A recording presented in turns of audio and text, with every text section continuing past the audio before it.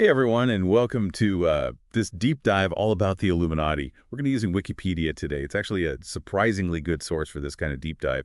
And we're going to be separating the historical facts from all the myths and fiction that's kind of grown around the Illuminati. What's really interesting about this topic is that there was a real group back in the 1700s, the Bavarian Illuminati. And it's crazy how this small group transformed into this huge global phenomenon that everyone's heard of. Yeah, it's kind of incredible how much it's exploded. So to really understand the Illuminati, we have to go back to their origins, all the way back to 18th century Bavaria. It all started May 1st, 1776, with a guy named Adam Weishaupt, a law professor at the University of Ingolstadt. Ingolstadt was a Jesuit-run university, and Weishaupt was actually pretty disillusioned with them and their hold on power. Oh, so there was already some rebellion there. Yeah, exactly. And he was also really influenced by the Enlightenment, a movement that, really emphasized reason and individual liberty. Those were the paths to a better world. Okay, so we've got this professor. He's at odds with, like, the established order. He's super into reason and individual freedom. What's he do next? Well, he forms a secret society. Of course. Yeah. It makes perfect sense. Yeah. They called themselves the Illuminaten, which means Order of the Enlightened in German. They even adopted the Owl of Minerva as their symbol. It represents wisdom and knowledge. So how did they operate? What were the specifics? Secret societies, hierarchies? I mean, come on, there's got to be something more to it. Well, the early members were mostly students, and they used aliases to keep things, secret. Weishaupt's alias, for example, was Spartacus. Spartacus. That's Huh? pretty cool for a secret society leader. Yeah.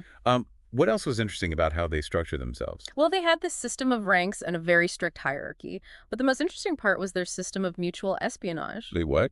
They Well, spied on each other? it all kind of goes back to Weishaupt and his vision for the order.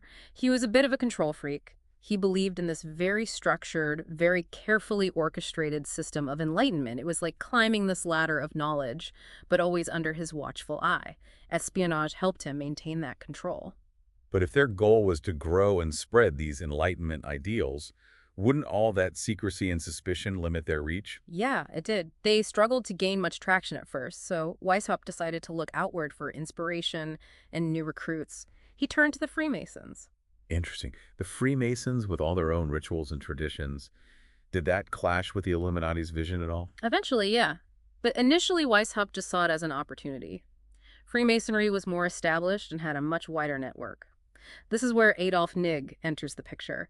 He was a young and ambitious Freemason who saw the potential in the Illuminati's goals. So he saw something in the Illuminati that he resonated with enough to join them. Absolutely. He joined in 1780 and almost immediately made a huge impact. He had a natural gift for organization, Well, and he really revamped their structure. He made it a lot more appealing to potential recruits.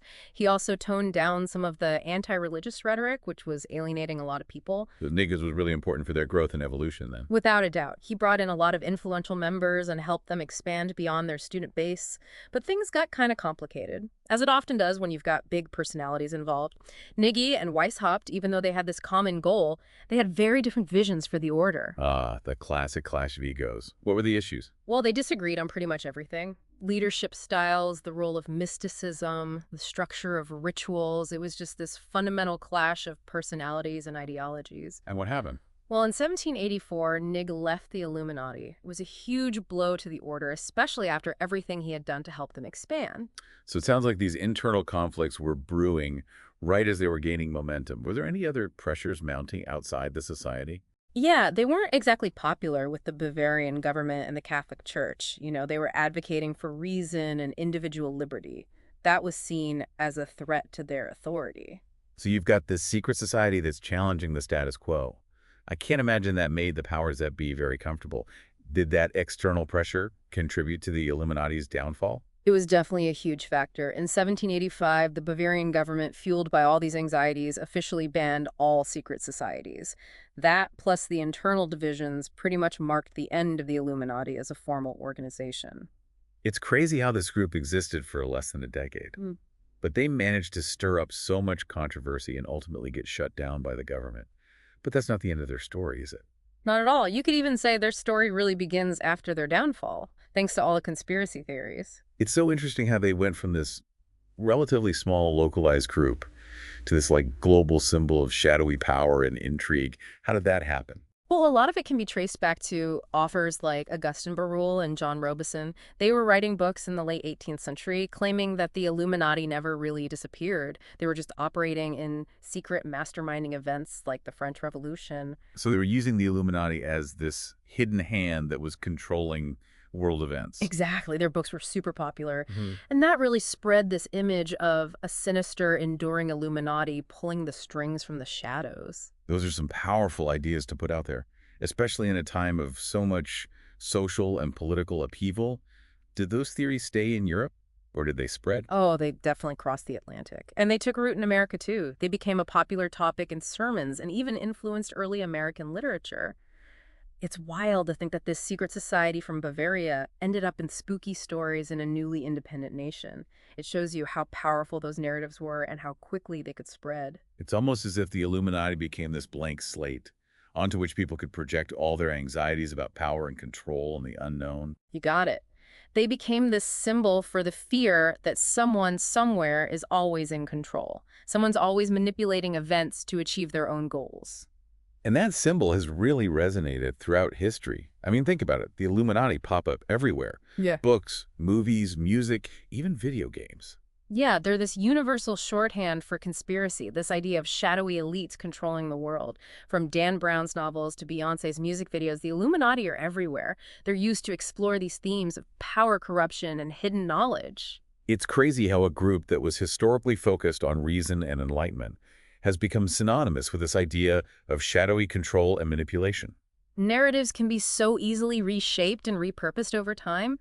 The historical Illuminati, with their emphasis on individual liberty, were nothing like the image that took hold in these conspiracy theories. It's kind of ironic. Their desire for control within their ranks led to this whole idea of them controlling the world. And that idea has persisted for centuries. It is a fascinating paradox. Their desire to control their own organization actually fueled this narrative of them controlling the entire world. Speaking of control, there are groups today that actually call themselves the Illuminati. Are those groups actually connected to the original Bavarian group at all? No, not really. They're mostly just using the name. It's all about recognition. They're taking advantage of that mystique to get members or promote certain beliefs. So we've done all this digging. What's the big takeaway? What does it all mean? For me, it's all about critical thinking, separating fact from fiction. Just because a story is popular or widespread doesn't make it true. It's so important to think about our sources and be wary of narratives that try to oversimplify complex issues. It's a good reminder to look beneath the surface, really dig into the history, and understand how these narratives develop over time. It's amazing to see how a group like the Illuminati that was focused on reason can become associated with the very ideas that they were trying to challenge. Absolutely. And it's fascinating how the Illuminati have managed to keep our attention, even though they haven't existed for centuries. Is it the mystery? Is it the allure of the unknown? This desire to believe that someone somewhere is always in control? Or is it just a reflection of our own anxieties?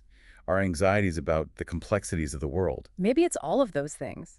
I think the enduring fascination with the Illuminati really shows our need to understand power and control, the forces that shape our lives. It's like we can't help but try to find patterns. We're always trying to make sense of this seemingly chaotic world. We're searching for explanations, even if those explanations are conspiracy theories. Yeah. Just so we can make sense of the world around us. Exactly. And sometimes when there aren't any clear answers, those explanations can be really appealing. Even if they're not true, they give us this sense of order, even if it's a false sense of order.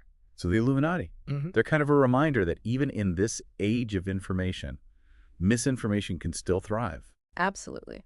They also remind us how important critical thinking is, evidence-based reasoning, and challenging our own assumptions. We have to be very careful about separating fact from fiction, especially when it comes to narratives that try to give us really simple explanations for complex things. So the next time you see the Illuminati, in a headline, a movie, a song, think about everything we've talked about today. Remember that behind all those myths and pop culture references, there's a real historical story and a cautionary tale about the power of narratives and how important critical thinking is. It's funny that we, with all this talk about like shadowy figures and control and stuff. What if there really was a group like the Illuminati that everybody imagines? Like, what if there really was this group working behind the scenes where they were trying to like make the world better, a secret society but dedicated to reason and progress? Wouldn't that be something? Huh, yeah, that's kind of romantic, isn't it? But I think what we can learn from all this is way more powerful. We don't need some secret society to make the world a better place. Right. It's up to all of us. Yeah. Using, our own reason, our voices, our actions to make a difference. The real Illuminati might be long gone, but those ideas they were all about, reason, individual liberty, the pursuit of knowledge, those are ideas that anyone can get behind. It's kind of inspiring to think about how those values can still be relevant today. Even with all the myths and the conspiracies, it makes you think. We've gone from like the hushed halls of 18th century Bavaria to modern pop culture. It's been quite a journey. It has, and hopefully you've got more questions now than answers. That's what a good deep dive should do, make you curious and want to learn more. Yeah. Maybe you're even inspired to do some digging of your own. Find those hidden connections and challenge the easy answers. Just remember to be critical, question your sources, and try to embrace the complexity of it all. Because as we've learned today, the truth is way more interesting than any simple explanation, even a really good conspiracy theory. Well, thanks for joining us on this deep dive into the Illuminati. Until next time, keep learning, keep questioning, and keep exploring. Thank you for listening. If you love history, don't forget to subscribe to History with Bree and Peter. Join us for more fascinating stories from the past. Hit that subscribe button and never miss an episode.